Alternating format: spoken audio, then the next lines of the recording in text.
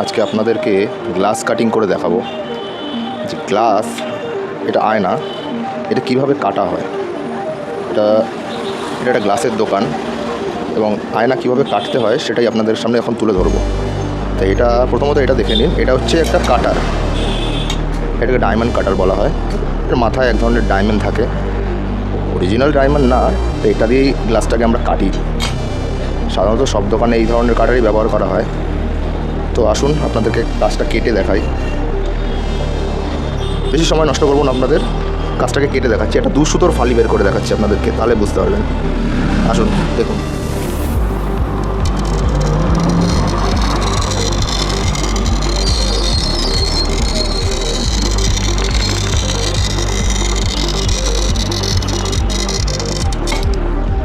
তো এটাকে ভাঙার জন্য আমরা একটা কামড়ি ব্যবহার করব।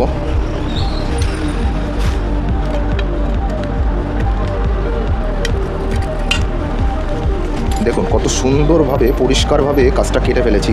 একদম 2 সুতোর ফালি, 2 সুতোও না, 1.5 সুতো বলা চলে একে। এরকমই ভিডিও দেখার জন্য আমাদের চ্যানেলটাকে সাবস্ক্রাইব করবেন এবং পেজটিকে ফলো করবেন। ধন্যবাদ।